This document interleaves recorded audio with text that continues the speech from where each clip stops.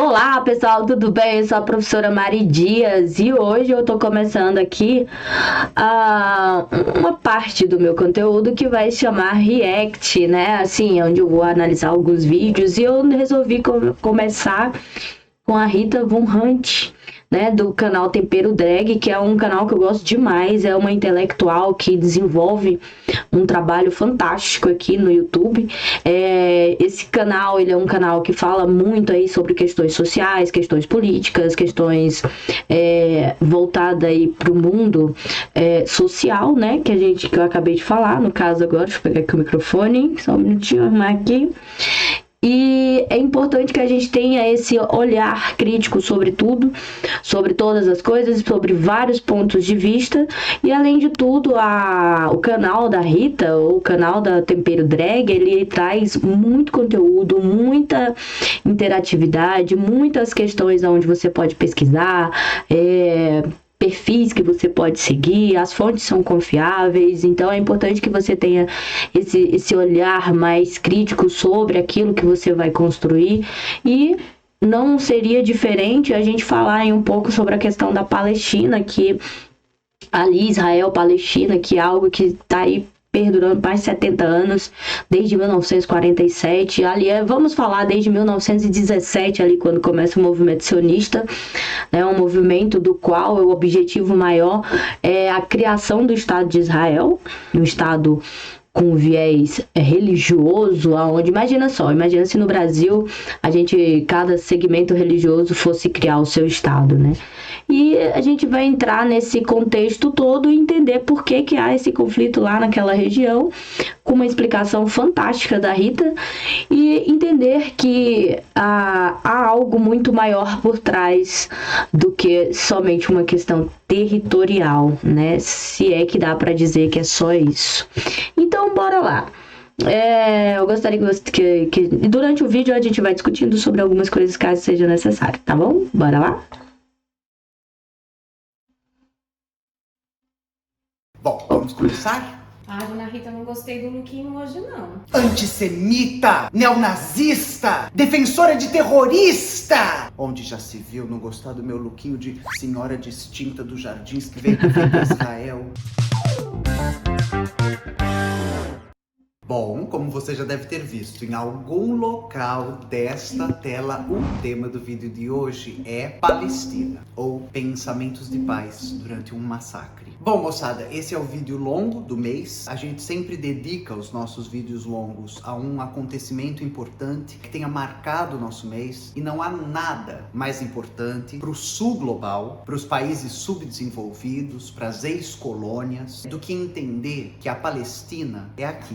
Né? Do que entender que o que a gente está vendo acontecer no território da Palestina, em especial Gaza, é a tênue linha que separa as vidas vivíveis das vidas matáveis. Uma equipe de intelectuais, comunicadores, professores foi convidado a escrever um livro em solidariedade à Palestina. Eu sou um dos nomes que compõem esse livro, e aqui eu vou articular um pouco com vocês as reflexões que eu proponho lá nesse capítulo. No entanto, não é isso que move o vídeo. O que move o vídeo é que finalmente, depois de 6 longos meses, depois de quase 200 mil pessoas, entre mortas, feridas, tornadas órfãs, mutiladas, e isso para além da fome. A gente já vai se deter nos números. Mas finalmente o Conselho de Segurança da ONU, formado pelos antigos países vencedores da Segunda Guerra Mundial, decidiu por um cessar-fogo imediato. Vale pontuar, essa decisão por um cessar-fogo imediato, ela não entra em curso da sua decisão. É preciso que Israel acate a essa decisão. Vale contar também para vocês que nessa mesa de debate na ONU, dentro do Conselho de Segurança, a gente tem todos os votos favoráveis, exceto uma abstenção dos Estados Unidos. Faz 6 meses que muitos países propuseram medidas de cessar-fogo. Inclusive, historicamente, a segunda que foi proposta pelo Brasil. Ela não era exatamente um cessar-fogo, mas ela propunha uma pausa humanitária. Vale contar para vocês, a gente já fez um vídeo aqui no Tempero chamado Formas de Matar, quando do início do massacre eu recomendei a vocês uma série de produtores de conteúdo nas redes sociais e intelectuais produzindo ideias dentro de universidades, dentro de reflexões de mais fôlego, livros, textos, artigos, que esmiuçassem o absurdo,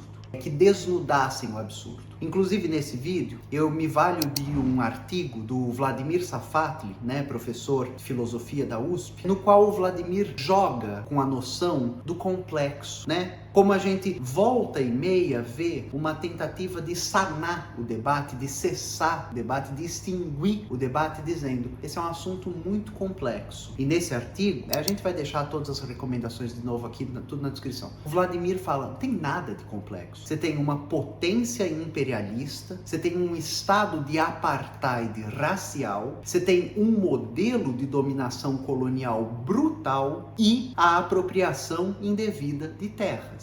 Qualquer ideia de complicado é uma falsificação da realidade para evitar que o povo tome conta do debate, que o povo se veja apto a participar do debate, Mas ainda bem, e eu vou falar disso também, é um pouco do que eu falo no É aquela questão que também acontece demais em conversas, em rodas de amigos e tudo mais. Aqui no Brasil a gente usa muito a expressão futebol, política e religião não se discute. Não há como trazer isso como regra, não dá, porque se a gente não discute questões políticas, a gente está aceitando situações alarmantes. Por exemplo, nós temos aí o novo ensino médio, que ele é devastador. Nós estamos deixando nossos jovens ainda mais dispersos e sem interesse de ir para a escola. Eu dou aula numa escola de ensino médio e nas terças e quintas-feiras acontecem as chamadas trilhas e itinerários, e são os dias extremamente vazios da escola. E não há interesse por esse novo ensino médio.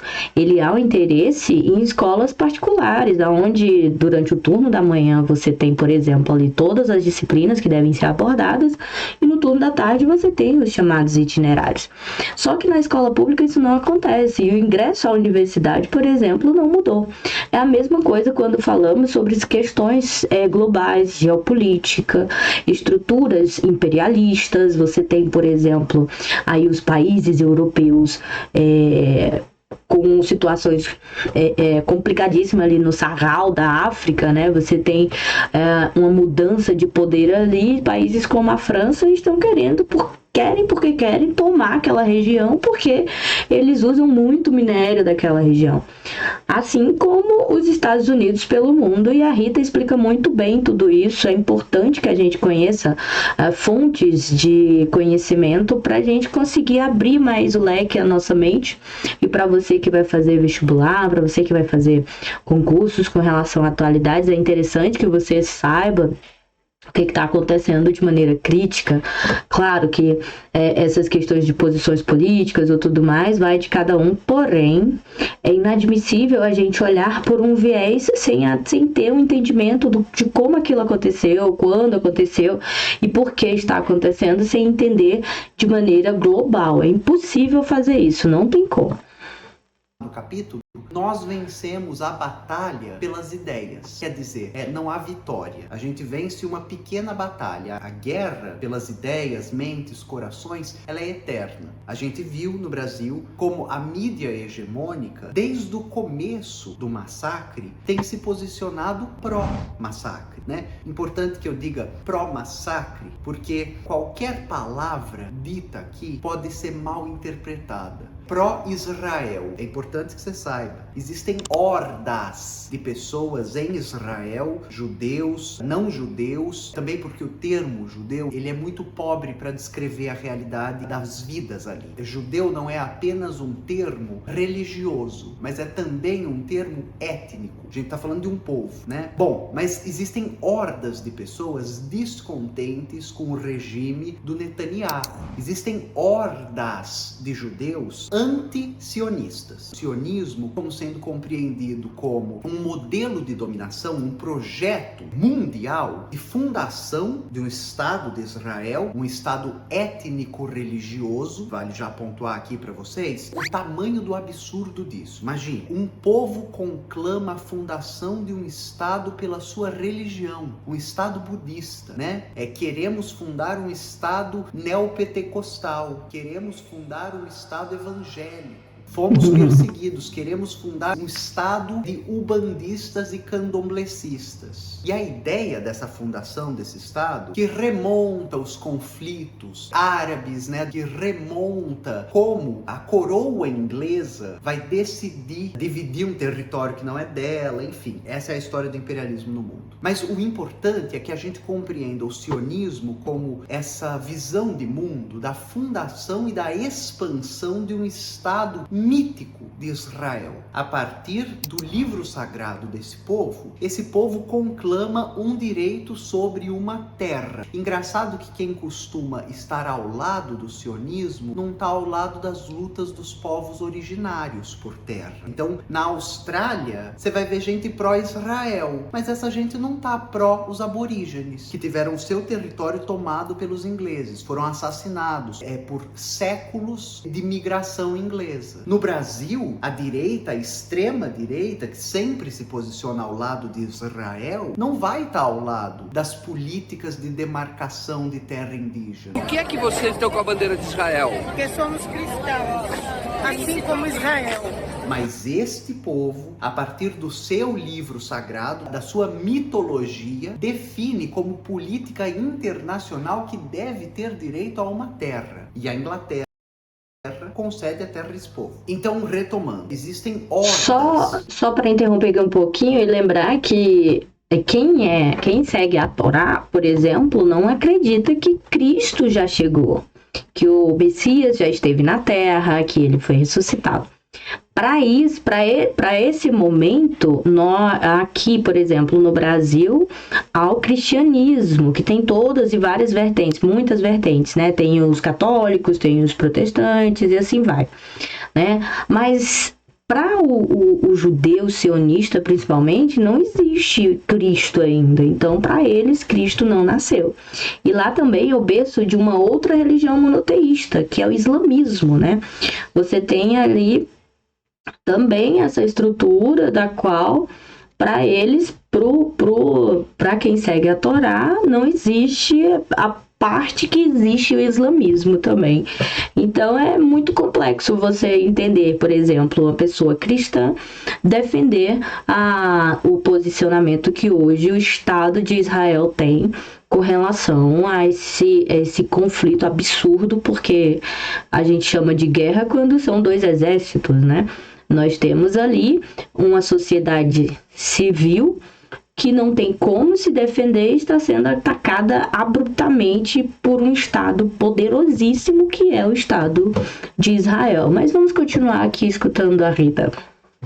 De judeus anti-sionistas, que não apoiam a ideia do sionismo, né? A expansão de um Estado de Israel que iria do rio Nilo, no Egito, ao rio Eufrates. Então a gente está falando de Cisjordânia, Gaza, Egito, Síria, Iraque, Líbano. Todos esses territórios seriam anexados, né? Partes desses territórios seriam anexados por Israel nesse projeto. A gente viu aqui, inclusive no Brasil, né? Manifestações de judeus anti-sionistas, anti-regime sionista de apartheid, de dominação colonial, etc, etc, etc. Sobre o que é o vídeo de hoje. Finalmente, depois desses 6 meses, depois de mortos, de órfãos, de reféns, de prisioneiros de guerra, de cidades reduzidas a pó, de um genocídio, o apagamento da possibilidade de um povo se constituir como povo. Essa comissão de segurança da ONU, dos vitoriosos da Segunda Guerra, decide pelo cessar-fogo imediato. Quando eu proponho o título do vídeo e o título do capítulo, Pensamentos de Pais durante um genocídio, um massacre, eu estou fazendo uma intertextualidade com um texto da Virginia Woolf, né? Essa intelectual e autora inglesa que em 1940 escreve, mas esse texto vai ser publicado só póstumo, né? Depois do falecimento da autora, um texto chamado Pensamentos de Pais durante um ataque aéreo. Por que ela escreve em 1940? Porque a Inglaterra está sendo bombardeada pelos nazistas. E durante um dos bombardeios, que acontece a 6 quilômetros da casa dela, fora de Londres, ela começa a contemplar a ideia de que a qualquer momento a vida dela pode acabar.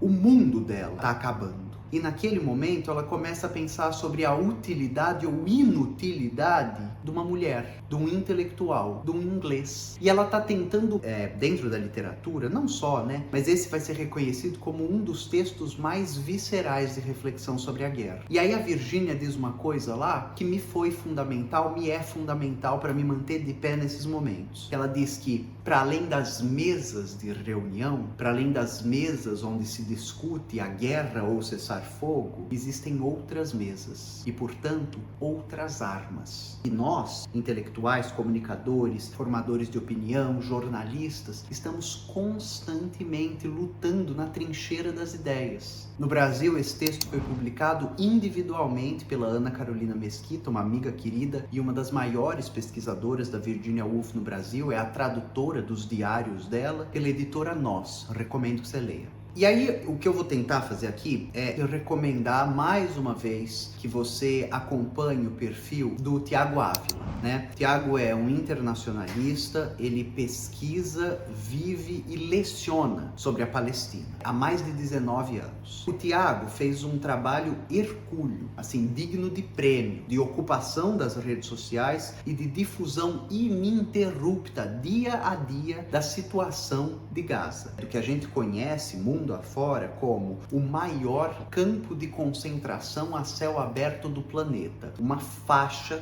vigiada 24 horas por todos os lados. E na série de vídeo deles, ele prepara 3 vídeos curtos para o Instagram falando sobre os motivos para o massacre. E eu faço questão de ressaltar a ideia massacre e não guerra, porque elas são palavras muito distintas, que designam coisas muito distintas. Para que haja guerra, 2 estados têm que estar envolvidos. Para que haja guerra, o campo de combate tem que ser tomado por forças armadas. Quando você tem um avião, um drone, um tanque, um míssil de um lado e do outro lado uma população civil, casas e hospitais, você não está falando de guerra, você está falando de massacre, de genocídio. E aí nesse vídeo o Tiago relata os 7 motivos por trás da guerra. A gente é levado, né, a crer que essa guerra ela tem raízes religiosas, que ela está sendo motivada porque um povo não vê o outro povo como uma balela. Como qualquer outra guerra ao redor do planeta, essa é uma guerra motivada por razões materiais. Vocês não lembram que quando Netanyahu vai à ONU, ele mostra um mapa do Oriente no qual não existe Palestina. Israel já tomou todo o território. Ou a gente não sabe do projeto do canal de Ben Gurion, que seria um outro canal de Suez, né? Para você que não sabe, o canal de Suez, ele liga uma parte do planeta a outra parte. Uma parte que produz petróleo e uma parte que consome petróleo produzido. A ideia de Israel é poder produzir ali onde está Gaza um outro canal para transportar petróleo para a Europa. Aliás, é pelo canal de Suez que se tem a maior transporte de comércio hoje entre a Ásia e a Europa, né? É um dos meios que se chega lá, mas assim, a gente tem que levar em consideração que o Ocidente, ou que o Norte global, vamos falar assim, consome em petróleo é absurdo. Os Estados Unidos, para você ter ideia, por mais que ele seja um dos maiores ou o maior produtor de petróleo do mundo, ele é o maior consumidor de petróleo. O que uma família de 4 pessoas nos Estados Unidos consome em derivados de petróleo é o equivalente ao que uma família de 8 pessoas na Índia poderia consumir. 8 a 12. É uma disparidade absurda nisso daí. A gente tem que entender que vivemos em uma estrutura imperialista, é império em cima daquilo que ele pode sugar, daquilo que ele pode ter para si, e é um sistema de riqueza. Se é um sistema de riqueza, é um sistema de poder. Então isso vai gerar conflitos. E o interesse dos Estados Unidos em Israel não é outro, é ter acesso ao Oriente Médio, que tem aí mais de 60% de petróleo do planeta. Vamos continuar aqui.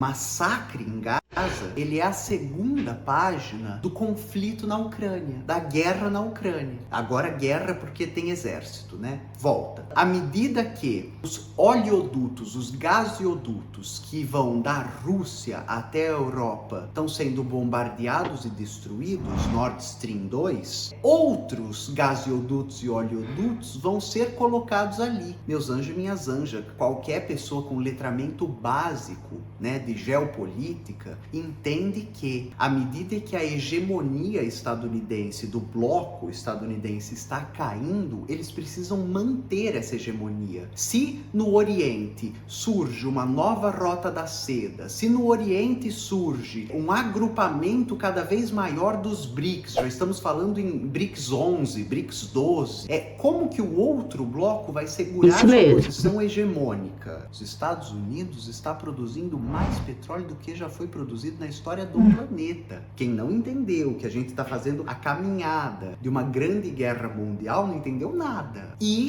magicamente, né, quando os Estados Unidos se envolvem numa guerra, nesse caso, enviando para Israel a cifra de 14 bilhões de dólares em auxílio militar, enquanto a população nos... Me fala, como que uma população tão pobre, analfabeta, como é a população lá na Palestina, ali concentrada em Gaza e na parte norte do território lá, próximo à Jordânia, ali onde fica a chamada Cisjordânia, vai conseguir se organizar estruturalmente para fazer um conflito direto com um país como Israel? Impossível.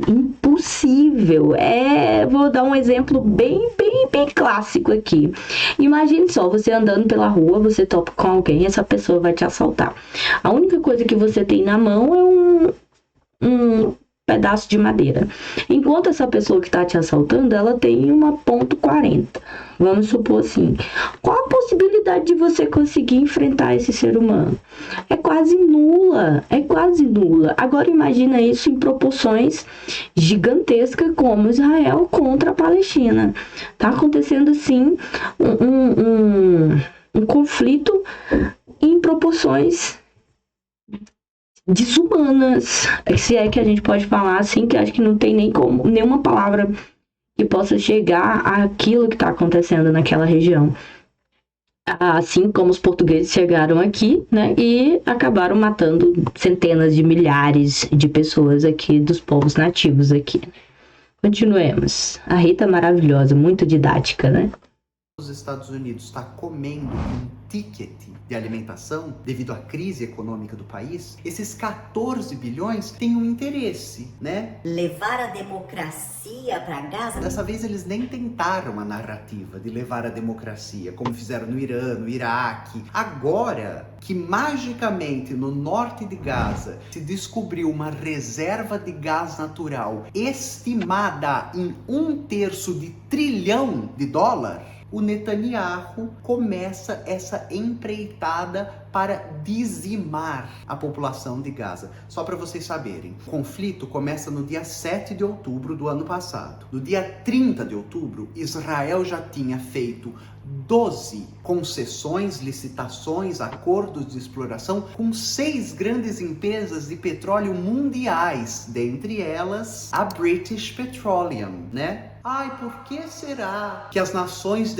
que a Europa, que a França demoraram tanto para pedir um cessar-fogo? Por quê, né? Imagina Não sei. só. Será que o materialismo histórico ajuda a gente a pensar? E essa questão da hipocrisia, né, do seu discurso estar aqui, mas a sua ação estar sabe-se lá Deus onde, é fundamental para pensar o massacre. Não apenas, né, porque os Estados Unidos propõem cessar, ele nunca propôs, tá? Só para você saber, os documentos enviados à ONU pelos Estados Unidos recomendam, falam que seria uma boa ideia e mediante uma série de condições que são sempre deletérias para o povo palestino e ótimas para o povo de Israel. Mas voltando, a hipocrisia está ali quando, por exemplo, o Itzhak Brick, que é um general aposentado de Israel, major-general, dá uma entrevista ao Jewish News Syndicate em 2023 dizendo que no instante que os Estados Unidos fechassem a torneira, são palavras dele, a guerra acabaria, o massacre acabaria, a invasão acabaria, porque Israel não teria como dar sequência,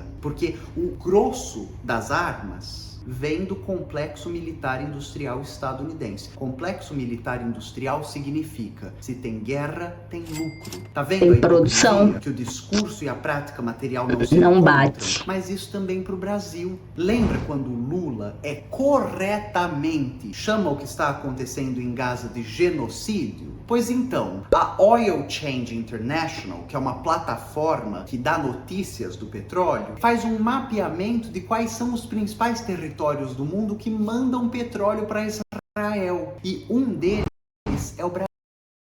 Adivinha só, quando o Lula fala isso, a gente tem que lembrar também que o Brasil, ele vende petróleo. Gente, geopolítica é um jogo de interesses, independente do país que se fala. Se é um país como o Brasil, Estados Unidos, Europa, enfim. Ele, apesar de pedir que isso não aconteça, também não vai deixar de vender petróleo para Israel, né? Continuemos. Brasil. É muito fácil chamar aquilo de genocídio. Basta querer ler a situação. É muito corajoso fazer isso publicamente na ONU. Agora, o difícil é fazer com que esse discurso se encontre com a prática material. E aí? De chamar de volta os embaixadores, de romper ligações diplomáticas, de parar de mandar petróleo para Israel. A Bolívia fez, Belize fez, a África do Sul fez. Inclusive, a ministra de Relações Estrangeiras da África do Sul, num evento de solidariedade à Palestina, disse que qualquer sul-africano que tivesse lutado ou estivesse lutando junto de Israel seria corajosa, muito corajosa. A África do Sul conhece de perto o regime de apartheid. Ele vigorou lá até os anos 90. Inclusive, a África do Sul foi um dos principais agentes no cenário internacional a denunciar o que está acontecendo como genocídio. É impossível falar de cessar-fogo sem falar em bloqueio econômico, rompimento de ligação e embargo de arma, de petróleo, etc. Porque essas são as estratégias que a gente conheceu no século XX para fazer pressão política aos territórios. Como acaba o regime de apartheid na África do Sul? Essas três coisas. Como o regime fascista de Portugal, do Salazar, enfrenta a pressão internacional? Essas três coisas. Mas magicamente, quando é com Israel, e tem todos os crimes de guerra, as armas químicas, a explosão indiscriminada de civis, o maior número de jornalistas e imprensas mortos do século. É a primeira vez que a gente está tendo um genocídio televisionado. O que acontece com Israel? No texto que eu escrevo para esse livro, ainda não posso divulgar porque a editora ainda não fez as divulgações. Mas lá eu aponto 4 tarefas que nós temos como intelectuais em outras mesas e com outras armas durante um genocídio. A primeira delas é ir contra as formas hegemônicas de difusão de imagem e narrativa, né? Ou seja, produzir e difundir conhecimento no sentido certo da história. Vale contar para vocês que logramos sucesso. Por que você acha que o TikTok está sendo bloqueado nos Estados Unidos? O Congresso já aprovou agora vai para o Senado para que o TikTok seja banido. Sabe qual é o argumento da direita e da extrema-direita lá nos Estados Unidos? Que é uma péssima influência para as novas gerações. A gente tem pesquisas que o TikTok é a principal fonte de informação da geração com menos de 30 anos nos Estados Unidos. As menções pró-Palestina no TikTok tiveram mais de 272 milhões de hashtags, né? Mas só para explicar aqui um pouquinho. Eles não querem que os chineses tenham o TikTok lá. Eles querem tomar a empresa chinesa. Eles dão a seguinte opção. Olha só. Detalhe. Beleza. Você quer continuar aqui, empresa? Então vende o TikTok para nós. Essa é a sua única opção. Então, eles tendo esse domínio da informação, qual é a justificativa também que eles usam? Olha só, vocês estão roubando os nossos dados. Só que a empresa já aprovou por A mais B que os dados ficam nos Estados Unidos. E aí vem com esse discurso patético de dizer, então sendo assim, vocês vão vender o TikTok para nós. Então, se não for assim, não tem conversa. China dificilmente fará isso. Vender o TikTok para eles lá nos Estados Unidos. Acredito que isso não vai acontecer mesmo. Em contrapartida, 77 milhões pró-Israel. Tá entendendo por que vão bloquear? Porque é muito fácil comprar a opinião, influenciar a opinião de um grande jornal, de uma grande TV. Agora, as redes sociais propõem outros tipos. Só para lembrar também, Biden recentemente disse, vamos criar um porto em Gaza para ajudar o povo de Gaza. Olha só, olha o interesse dos americanos, hein? Eles querem mesmo ajudar a galera lá ou eles querem explorar o gás que tem lá, o petróleo que tem lá, que foi descoberto? Então, é importante que você tenha um posicionamento crítico sobre o que está acontecendo no mundo. A geopolítica é fundamental para isso. De estratégia. Agora, sabe o que é a meta do Mark Zuckerberg? Que é o Facebook, o Instagram, sei lá mais o c...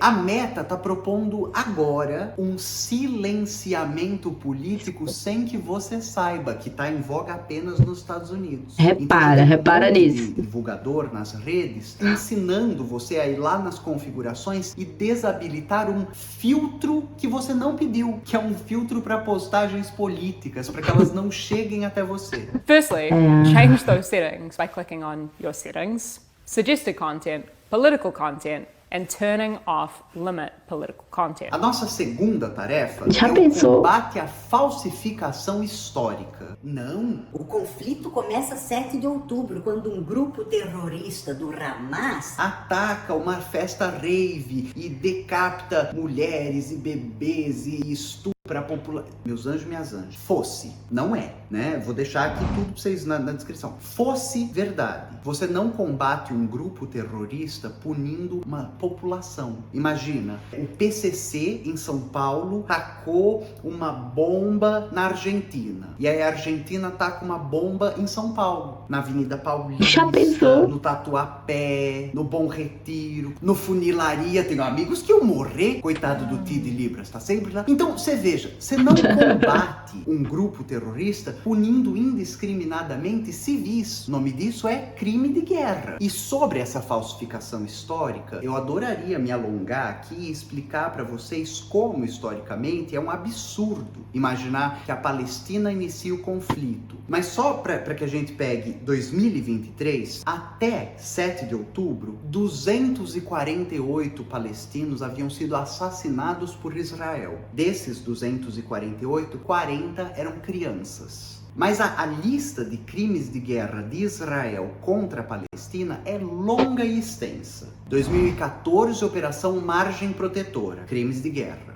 2012, Operação Pilar de Defesa, crimes de guerra. 2009, Operação Chumbo Fundido, crimes de guerra. 1967 é quando, através de uma guerra preventiva, Israel vai confinar a população em Gaza, a população palestina. E esse processo é um processo de anexação e ocupação de terras por Israel, terras que eram das palestinos e palestinas. E aqui, meu anjo, eu não tô te dizendo isso porque eu sou de esquerda, né? Porque eu sou anti-imperialista, porque eu sou... Não, eu tô te dizendo uma coisa que é um consenso para qualquer agência internacional. Então, a Cruz Vermelha, a ONU, a Corte Internacional de Justiça e as convenções de Genebra, todas definem que Israel deveria voltar às suas fronteiras pré-67.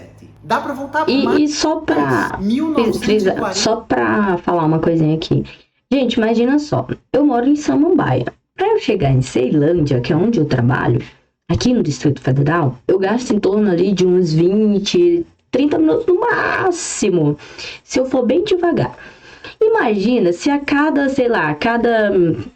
1 quilômetro eu sofra uma barreira. Aí lá eu sou revistado. Aí de novo. Daqui lá onde eu trabalho dá uns 15 quilômetros. Imagina o tempo que você gasta. Fora que você só sabe que vai, mas você não sabe se volta. Mas você tem que sair para poder trazer alimento para sua família. E ainda há a possibilidade de você não trazer porque você pode ser preso. É isso que acontece com o povo de Gaza. E detalhe, os lugares que eu posso trabalhar são aqueles considerados inferiores, aqueles lugares onde são insalubres. Por exemplo, limpar banheiro, fazer faxina, cozinhar. E isso tudo não sendo feito à vista, por exemplo, dos turistas. Até porque toda Israel é um lugar muito turístico. Então tem que parecer perfeito, mas quem é a mão de obra de fato são o povo que está lá em Gaza, por exemplo. Mas entenda também outra coisa, é onde tinha, né, porque já morreu tanta gente, a maior concentração demográfica do planeta. Concentração demográfica é você pegar Samambaia, Recanto, vou ver outra aqui, Riacho Fundo 1 e 2 e tacar todo dia na Ceilândia. Não cabe. É gente em cima de gente. Isso não existe. É complicadíssimo demais ali para a população que vive em Gaza. E isso, como eu falei no início, é um problema que se acentua bem pós-guerra e começa lá em 1917, com a Declaração de Balfour, quando a Inglaterra ela pega a tutela, entre aspas, deixa eu ver se acaba aqui. Vixe, cadê meu braço?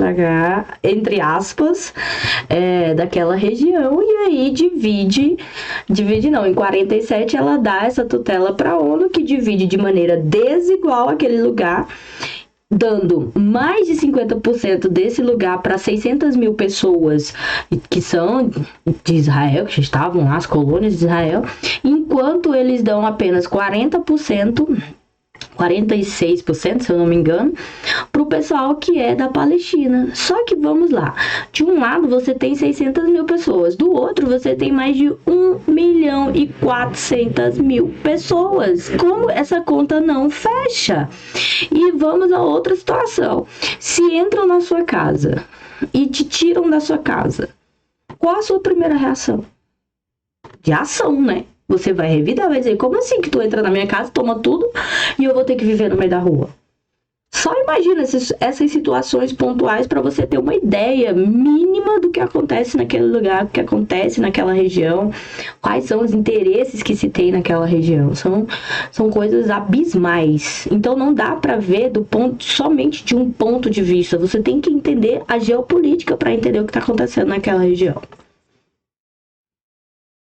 Vamos continuar aqui. Começa Nakba, né, que na língua árabe significa a grande tragédia. Mais de 500 cidades, vilarejos, povoados palestinos foram destruídos e ocupados por Israel. E a gente fala de 750 mil pessoas desabrigadas, desalojadas, que vão viver no próprio país como refugiados. Qual é o nome disso? Sionismo. É um regime de expansão de fronteira, ocupação e anexação. Com certeza, que nasce lá em 17, como eu falei pra vocês. Sionista de esquerda é como falar Possível. vegano que come carne. É como falar vegano que trabalha no açougue. Nosso terceiro ponto é defender e divulgar quem está sendo atacado por levantar a voz contra o genocídio. O Breno Altman, que é um importantíssimo comunicador brasileiro, está sendo censurado e perseguido por organizações israelitas no Brasil. A Berenice Bento, uma das nossas maiores intelectuais, professora da UNB, está sendo perseguida e censurada. A Franci Rose Barbosa, que além de uma grande intelectual, uma amiga amada, é perseguida, achincalhada, sofrendo islamofobia, professora da USP.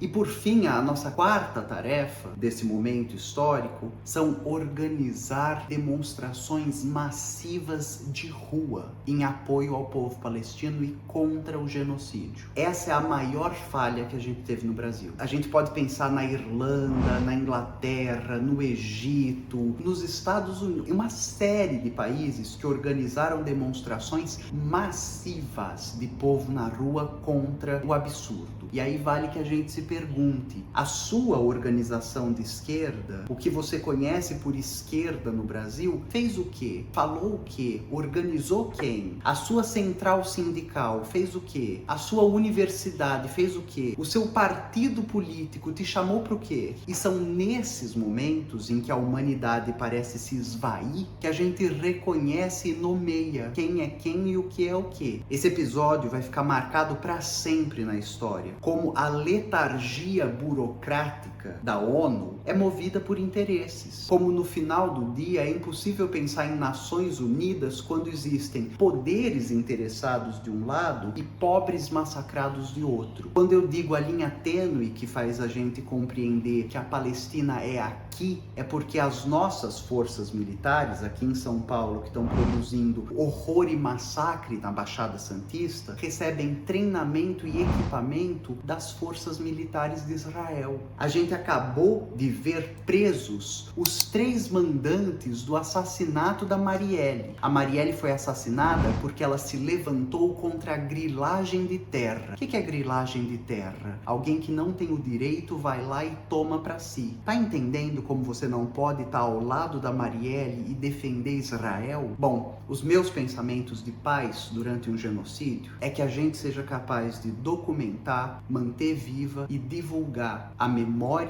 do absurdo, transmitir a história e conseguir construir recurso de esperança para que ela nunca possa voltar a acontecer. A Palestina será livre do rio ao mar e a gente vai estar aqui para apoiar e com toda a solidariedade possível. Que nenhum povo conheça o horror do massacre do genocídio.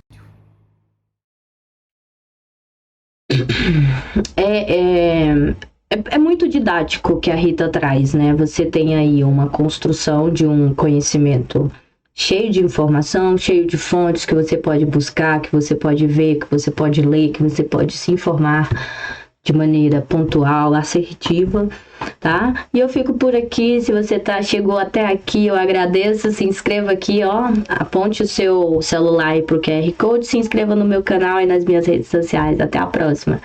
Tchau!